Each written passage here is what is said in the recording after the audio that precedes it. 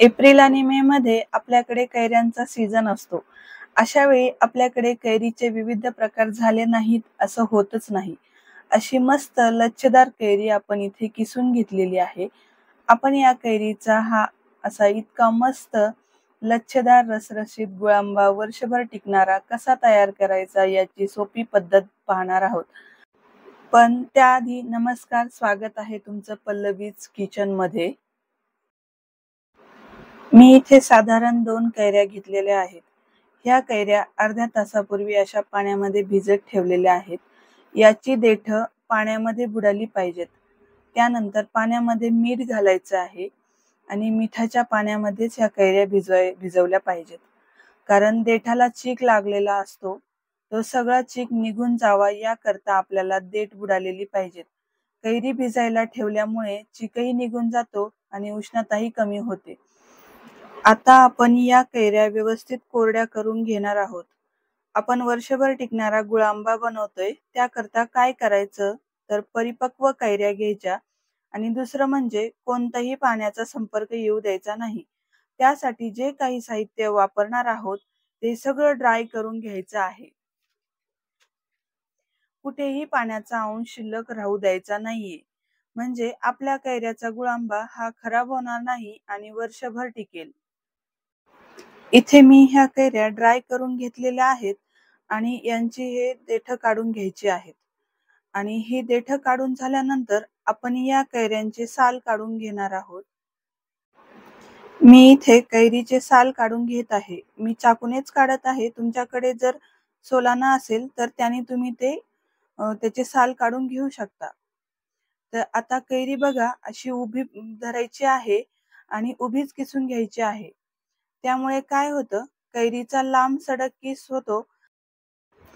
त्यामुळे तो दिसायलाही आकर्षक दिसतो आणि त्याचा गोळाही तयार होत नाही.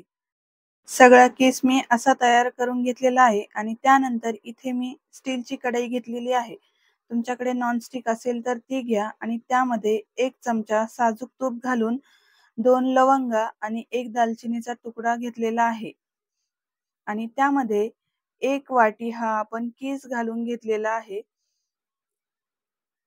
लवंग आणि दालचिनीचा स्वाद हा अप्रतिम येतो. त्यानंतर यामध्ये जो कैरीचा किस आहे तो आपण घातलेला आहे आणि तुपावर हा कैरीचा किस छान असा परतून घ्यायचा आहे. हे मस्त असं मिनिटभर परतून घेतलेलं आहे. थोडीशी कैरी मऊ झालेली आहे. हिचा रंगही बदललेला आहे. आता आपल्याला यामध्ये गूळ घालून घ्यायचा आहे.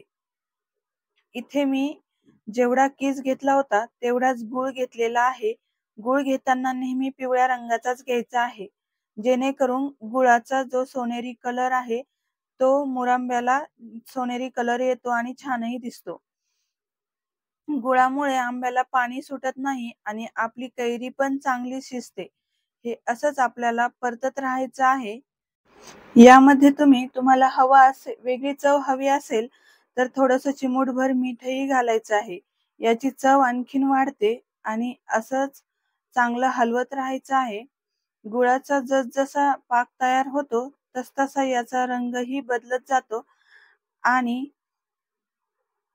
आपल्या उलथण्यावर हे असं मिश्रण घेतलं आणि असं एक तारी चासणी झाली असेल तर गॅस बंद करायचा आणि तुम्हाला जर यामध्ये आणखीनही वेगळा स्वाद हवा असेल तर विलायची आणि जायफळाची पूडही तुम्ही इथे टाकू शकता. मिश्रण आता थंड झाल्यावर तुम्ही एका हवाबंद बरणीमध्ये भरून ठेवू शकता. हा गुळांबा जसजसा थंड होत जातो तसतसा तो घट्ट होत जातो.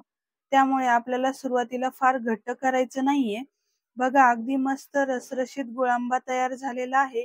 हा गुळांबा पोळी बरोबर ब्रेडवर पण लावून खाल्ला तर खूप छान लागतो.